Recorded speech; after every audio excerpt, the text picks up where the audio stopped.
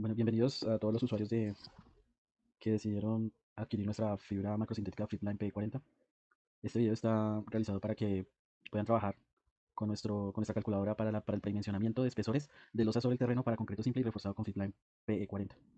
Entonces, esta calculadora es una herramienta que servirá de apoyo para que el usuario tenga la oportunidad de evaluar todos los casos o la mayoría de casos que nos proporciona el ACI 360 y el ACI 302 para el diseño de losas sobre el terreno. Esta calculadora eh, nos va a permitir comparar los espesores que se requieren cuando utilizamos el método de diseño para concreto simple versus los espesores requeridos cuando utilizamos concreto reforzado con macrofibra sintética, en nuestro caso Fitline P40. Los resultados están en función de las evaluaciones que se le realizan a la macrofibra en pruebas de laboratorio y de campo, y pues solo corresponderían al uso exclusivo de esta fibra. Es una herramienta simple y de un solo vistazo que nos va a permitir tomar las decisiones más óptimas, tanto económicas como técnicamente. Lo primero que hay que saber es que acá vamos a encontrar tres secciones grandes, que es parámetros del proyecto, análisis de los espesores y estrategia para la disposición de cargas. En parámetros del proyecto es muy importante conocer nuestro proyecto, y pues los proyectos en general están diseñados, las losas, para soportar varios tipos de carga. La primera sección es seleccionar los casos de carga que más se parezcan a nuestro proyecto. Debo conocer pues, los casos de carga, ¿sí? Este software está limitado a cargadores de eje simple con, con rueda neumática, ¿cierto? A pesar de que se limita a ese tipo de cargadores, pues tengo varias opciones que yo puedo utilizar. Entonces, en la parte A, o la selección A de casos de carga, yo tengo tres opciones para escoger mi cargador. Lo puedo escoger liviano, mediano y pesado, basado en análisis del medio, ¿cierto? Comercialmente se utilizan esos tres tipos de cargadores, dependiendo del tamaño de mi proyecto. Entonces, lo primero que debería seleccionar es esto.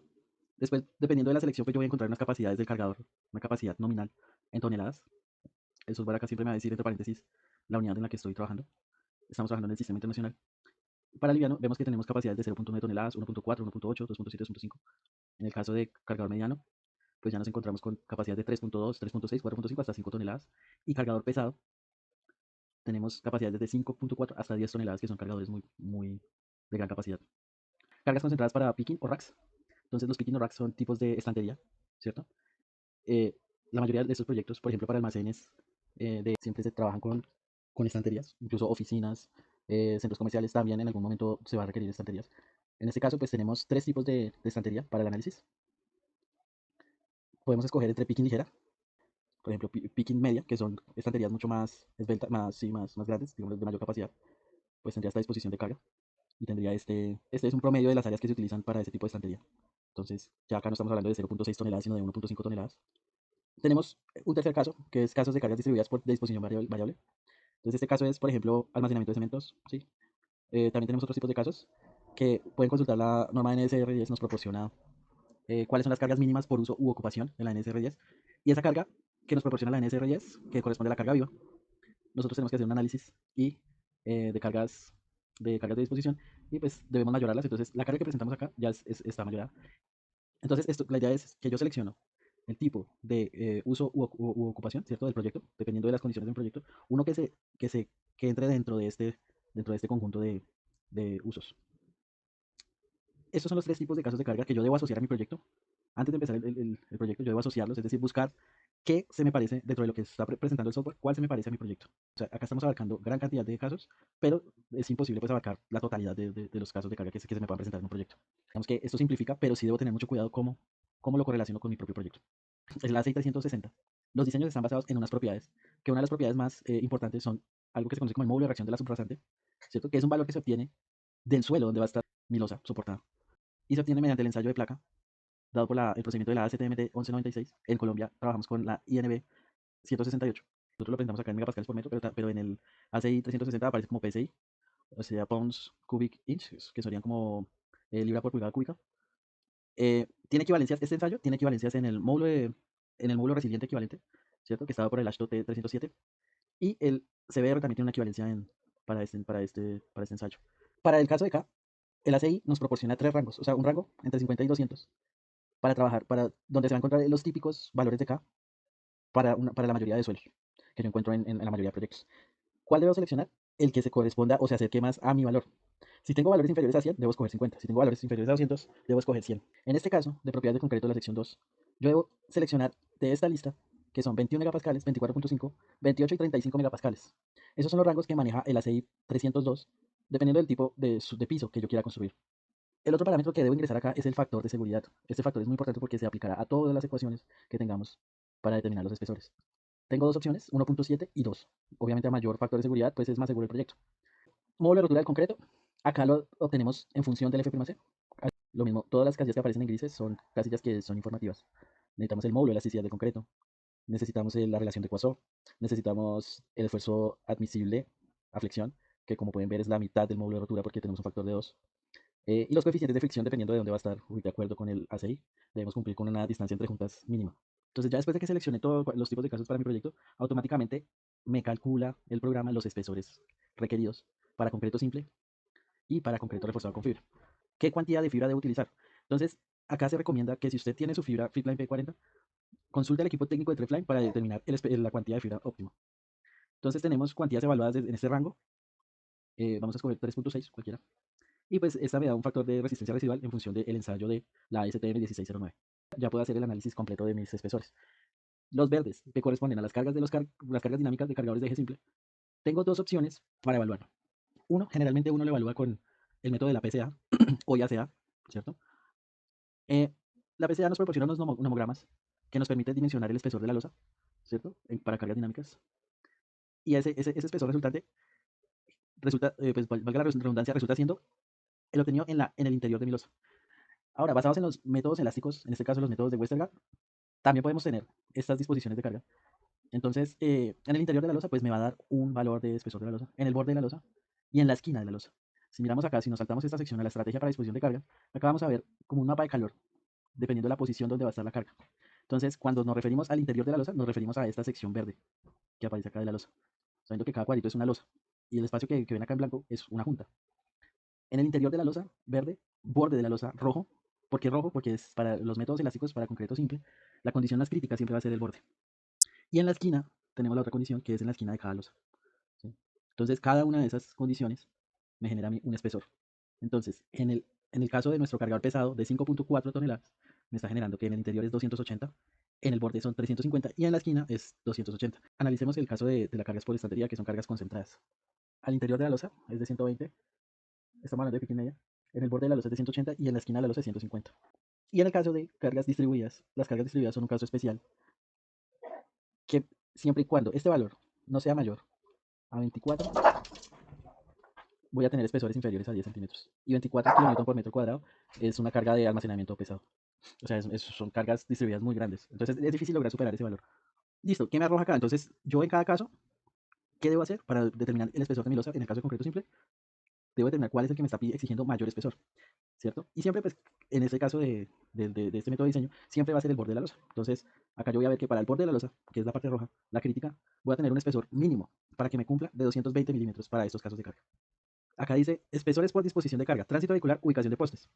Yo, para tener un tránsito libre de mi cargador, es decir, que mi cargador pueda circular por toda la losa sin que me genere ningún tipo de falla, voy a requerir un espesor de 220 milímetros. Si yo la fabrico con este valor mínimo, yo voy a permitir que mi cargador transite por toda la losa sin que tenga ningún inconveniente. Ahora bien, hay una estrategia de disposiciones de cargas, que es decir, que si yo diseño mi losa para este espesor de 180 milímetros, 40 milímetros más pequeña, que podría colocar mi estantería de tal manera que, como no me cumplen el borde, que los postes nunca se concentren en el borde, en las partes rojas. Entonces yo colocaría postes solo en la parte verde, o en algunos casos podría hacerlo en las esquinas, ya que en las esquinas sí me estaría cumpliendo con 180 fácilmente, ¿cierto? Recordando que la esquina, tanto el borde como la esquina, pero sobre todo la esquina, pues va a estar soportada, aparte del espesor de concreto, también va a tener doubles o juntas, ¿sí? Dependiendo del tipo de junta. Entonces fíjense en el análisis que podemos hacer con cuando tengo todos los resultados a la mano. Los espesores requeridos para concreto reforzado con fibras. Como ya les había dicho, las cargas distribuidas son un caso especial, donde la fibra no tiene diferencia, ¿sí? Acá el trabajo de la carga distribuida trabaja es por momento negativo, por una condición de distancia crítica de pasillo. El método de línea de fluencias. Este método nos permite optimizar el concreto, que por ende nos da espesores menores. Recuerden que no hemos cambiado el concreto, tenemos el mismo concreto para el mismo análisis en estos dos casos. Entonces fíjense acá, si comparamos. Para el mismo cargador, ahora en el interior solo me está pidiendo 90 milímetros de espesor. Para el borde, que acá era el más crítico, cuando yo utilizo concreto reforzado con fibras, con macrofibras, ya no es el más crítico. El más crítico pasa a ser el de la esquina, pero no se diferencia mucho el de la esquina del concreto simple. Entonces sí se vuelve más crítico, pero es mucho menos crítico que el borde en este caso. O sea, nos permite dejar espesores mucho menores y tener más libre disposición. Ya lo vamos a ver. Entonces miren, En la esquina de la losa me está pidiendo, que es el caso más alto, que tiene un requerimiento de un espesor mayor, es de 160 milímetros. Entonces, si yo escojo la libre disposición, es decir, que mi cargador pueda circular por toda la losa, o mejor aún, pues, si yo quiero, puedo limitar las esquinas, porque mi cargador ya tiene espacio para pasar por los bordes, porque el borde ya no es limitante. Entonces, quiero un menor espesor de 160, bueno, podría, pero lo recomendable siempre es la libre disposición, ¿cierto? Trabajar con el valor crítico. Pero podrías hacer la losa de 110 milímetros, ahorrarme un poquito de concreto, que pues en este caso estamos hablando de 4 centímetros de espesor. Ahí entraría uno a evaluar si vale la pena limitar estas secciones o no. Entonces mi cargador podría entrar por acá, por acá, por acá, siempre limitándole el tránsito por las esquinas. Cosa que no puedo hacer acá. Acá cuando tengo concreto simple, el concreto simple me limita los bordes y los bordes es el área que yo encuentro en todas partes. Entonces yo no puedo limitar un cargador. Puedo limitar o disponer cargas de postes al interior de la losa, pero un cargador sí es mucho más complejo. Miremos qué pasó con la estantería, pick y media. Entonces, ¿cuánto nos pide cuando yo tengo el concreto reforzado con fibras? 80, antes nos pedía 120 para el caso del interior, ahora nos pide 80, para el caso del borde nos pedía 180, ahora nos pide solo 100, y para el caso de la esquina de la losa nos pedía 150 y acá pues también 150, ¿sí? Este valor siempre va a ser muy cercano al de la esquina del concreto simple, ¿sí? Pero ya no tenemos el caso del borde, que es que el caso del borde siempre nos va a limitar y nos va a dar como resultado espesores muy grandes de la losa por material. Entonces fíjense que pasamos de tener un requerimiento para disposición libre de 220 milímetros a 160. Estamos bajando el espesor 6 centímetros. ¿Que eso cuánto nos corresponde en volumen? Pues hagamos la cuenta.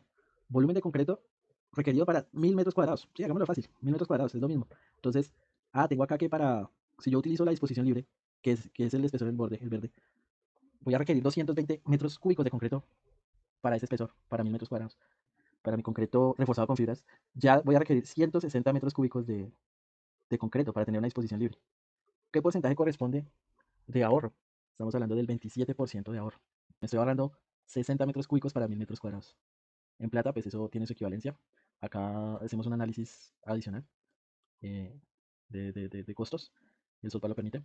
Y adicional, pues hay otro ahorro que no se está presentando acá directamente, sino pues obviamente cuando yo tengo concreto simple, pues no- generalmente uno tiene que reforzar el concreto con malla electrosoldada. Podría no hacerlo, sí, porque las ecuaciones están dadas para concreto simple, pero ¿qué hace mi refuerzo? Mi refuerzo me hace algo que se llama control por temperatura o control, sí, control por retracciones o contracciones. Y pues mi refuerzo, el ACI 360 me dice que debe ser de 0.1%. El Departamento de Seguridad de Estados Unidos sí me permite un ROE de 0.05 en algunos casos especiales, pero generalmente el ACI le recomiendo utilizar 0.1. Y acá ustedes encuentran la equivalencia. Entonces, ¿qué hace esta hojita? Esta hojita le calcula que para usted un espesor de 220 milímetros de espesor para disposición libre de concreto simple, usted debería utilizar una malla de diámetro de 6.5 milímetros para poder reforzarla, ¿cierto? Cambiémosle el espesor para que nos demos cuenta. Pongámosle acá. Bueno, 180. 180 de espesor. Ya acá estaremos hablando de que tendríamos que utilizar no una malla de 6.4, sino de 6 milímetros de espesor. Entonces, acá hay otro ahorro. O sea, ya estamos ahorrando, estamos ganando por ahorro de espesor y estamos ahorrando por que no vamos a utilizar malla. Y todos sabemos lo que implica el no usar malla electrosoldada en una losa. Logística, transporte, almacenamiento, todo lo que implica tener una malla electrosoldada. Entonces, este programa tiene como objetivo, uno, ser una guía para su diseño, ya sea para su concreto simple, que usted quiera utilizar, incluso con malla lo puede utilizar, o que usted quiera utilizar su concreto simple y reemplazar su malla por Fitline P40, o mejor aún, si las condiciones del proyecto lo permiten, utilizar métodos que optimizan el material generando espesores inferiores y con mayor disponibilidad o mayor disposición de cargas. Usted decide su proyecto, pero nosotros le proporcionamos la herramienta para que usted pueda hacer un análisis de su proyecto. Muchas gracias.